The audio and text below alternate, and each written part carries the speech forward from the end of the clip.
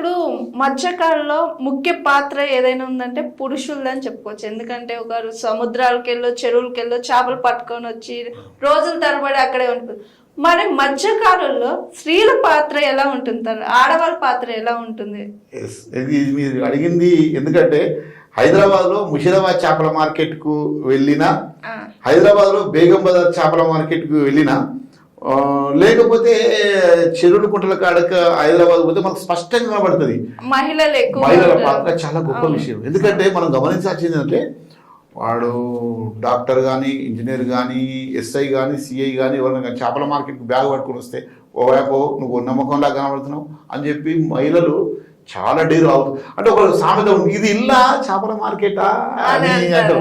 అంటే చాలా మత్స్యకారుల గొంతు పెద్దది. మత్స్యకారులలో ఫిమేల్ డామినేషన్, మత్స్యకారుల కుటుంబాలలో, మత్స్యకారుల ఇళ్లలో ఫిమేల్ డామినేషన్. ఎందుకంటే వాళ్ళ ఆదాయం ఉంటుంది కాబట్టి మగవాళ్ళు తాగి ఎంత ఆగమనం చేస్తే మొత్తం మత్స్యకారులలో ఏంటంటే ఫిమేల్ డామినేషన్. మత్స్యకారుల మహిళలు కూడా గొంతు పెద్దది, వ్యాపారం చేస్తారు, 10 మంది మొగోళ్ళకు సమానం చెప్పే ధైర్యము, తెగువ. మత్స్యకారులలో పులందేవి ఉన్నది. పులందేవి ఎవరు? మత్స్యకారుల మహిళ. ఆమె ఏంది ఒక బండిట్ క్వీన్ అనేటువంటి ఒక సినిమా చూసిండ్రు. కాబట్టి మత్స్యకారుల మహిళలు చాలా డేరు అండ్ డాషింగ్ అండ్ ఎవరినైనా వాదించే తత్వం. ఇంకోటి ఏంటంటే ఇక్కడ గమనించాలి, అదొక భాగం. కానీ మత్స్యకారుల జీవితాలు చాలా దారుణం. మత్స్యకారుల మహిళలకు ప్రభుత్వం నుంచి సౌకర్యం లేదు. మత్స్యకారులు ఉదయం ముషిరాబాద్ చేపల మార్కెట్, బేగం బజార్ మార్కెట్లో ఇది ఇంకొక మన రూపాయికి ఇంకోవైపు నాణ్యంలో చూస్తే తెల్లారు కాబట్టి ఆదివారం నాడు 3 గంటలకు 4 గంటలకు వచ్చి మార్కెట్లో కూర్చుంటే ఉదయం 11 గంటల దాకా కూర్చున్న కాడ కూర్చోవడమే. మోకాల నొప్పులు, కింద ప్లాట్ఫారం ఉండదు, ఒక కుర్చీ ఉండదు, కూర్చొని మోకాల నొప్పులు, కాళ్ళ కింద ఐసు, బరుఫు, చేతులు అంత నానిపోయి మోకాల రోగాలు, తర్వాత వాళ్ళ కాళ్ళల్లో మొత్తం పాచిపోయినటువంటి పరిస్థితి, ఐస్ చేపలు, ఐస్ నీళ్లు కొట్టి జబ్బల నొప్పులు, అనేక రకాల ఇబ్బందులు మత్స్యకారుల మహిళలు.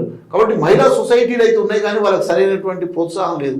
ఇలా మత్స్యకారుల మహిళలకు నిజంగా హైదరాబాద్లో టూరిజం, హైదరాబాద్ కానీ, సికింద్రాబాద్ కానీ, జంట నగరాలు కానీ, ఇంకా వేరే కార్పొరేషన్ నగరాల్లో కానీ నిజంగా ప్రభుత్వాలకు, పాలకులకు ఏమాత్రం చిత్తశుద్ధి ఉన్నా చేపల పచ్చళ్ళు పెట్టించి, చేపల వంటకాలు చేయించి, చేపలతో రకరకాల టూరిజం స్పాట్ల కాడ తక్కువ ధరకే పర్యాటకులకు మంచి రకరకాల రుచికరమైన వంటలు అందించడం వల్ల వచ్చినటువంటి వాళ్ళు హ్యాపీగా తక్కువ ధరకు పూజిస్తారు. వాళ్ళకు మంచి పోషక విలువలు అందించినట్టు అవుతుంది. కాబట్టి మత్స్యకారులకు ఉపాధి కల్పించినట్టు అవుతుంది, మహిళలకు ఉపాధి కల్పించినట్టు అవుతుంది.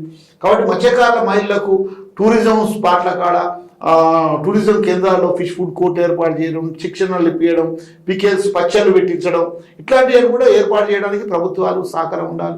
ఇప్పుడు కేరళ రాష్ట్రంలో అయితే మత్స్యకారులకు మెటర్నిటీ బెనిఫిట్స్ కోసం ప్రసూతి మహిళలకు కూడా 6 నెలల పాటు, ఇప్పుడు గవర్నమెంట్ టీచర్ ఉంటుంది ఒక ఆమె, లేకపోతే బ్యాంకులో ఎంప్లాయ్ ఉంటుంది ఒక ఆమె, గవర్నమెంట్ టీచర్ కానీ బ్యాంక్ ఎంప్లాయ్ కానీ ఒక మహిళ ఉంటే వాళ్ళు ప్రతి మనిషి ఆడవాళ్ళకి ఏంటంటే మనం గమనించాల్సింది ఏంటంటే ఆడవాళ్ళకు గర్భిణీ సమయంలో ఒక 6 నెలలు, డెలివరీకి 3 నెలల ముందు, డెలివరీ అయిన తర్వాత ఒక 3 నెలలు ఆమె ఏం పని చేయలేదు. కానీ ఆమె మహిళ, అది ప్రకృతి ధర్మం. కాబట్టి ఇక్కడ మనం గమనించాల్సింది ఏంటంటే ఒక మహిళకు మరి ఆ టైంలో ఆమె చేపల వృత్తి అనేటువంటిది మన వ్యక్తిగతం కాదు, సామాజికం. ఇక్కడ సమాజంలో మనం ఎట్లా మంచి పోషక విలువలను చేపలు అందిస్తున్న ఆ తల్లికి సమాజం ఏమిస్తున్నది, ప్రభుత్వం ఏం కల్పిస్తున్నది. కాబట్టి వాళ్ళకు మెటర్నిటీ బెనిఫిట్ స్కీమ్ కల్పించాలి. వాళ్ళకు ఒక ప్రత్యేకమైన స్కీమ్ పెట్టి డెలివరీ సమయంలో కానీ, ప్రెగ్నెన్సీ మహిళకు వాళ్ళకు సహకారం ఉండాలి. ఆర్థిక ఒక 6 నెలలు వృత్తి చేయలేని సమయంలో ఫిషరీ డిపార్ట్మెంట్ నుంచి వాళ్ళకు ఆర్థిక సహాయం కల్పించాలి. మహిళలకు కల్పించే దాంట్లో ఇన్సూరెన్స్, ఎక్స్గ్రేషియో ఇట్లాంటి విషయాలన్నీ కూడా మహిళలకు కల్పించాలి. వ్యాపారం చేసుకోవడానికి లోన్లు ఇవ్వాలి. ఇవన్నీ కూడా చేయాల్సిన అవసరం ఉంటుంది. అనేది మహిళల పాత్ర చాలా గొప్ప పాత్ర. ఎందుకంటే మగవాళ్ళు చెరువులో, కుంటలో పోయి చేపలు పట్టుకురావడం వరకే వాళ్ళ పని.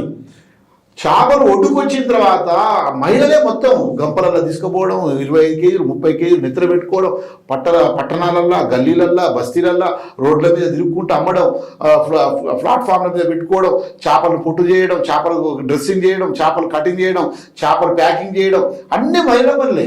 మహిళలే ఎక్కువ మంది. మత్స్యకారుల మహిళల పాత్ర చాలా గొప్ప పాత్ర. అంటే మహిళలకు సరైన సౌకర్యాలు కల్పించే దాంట్లో ప్రభుత్వాల నుంచి, పాలకుల నుంచి ఇంకా మెరుగైన వసతులు కల్పించాలి. దానికోసం మత్స్యకారులందరం కూడా ఇంకా మనం అనేక సాధించాల్సిన చాలా ఉన్నాయి. Hi, this is Swathi.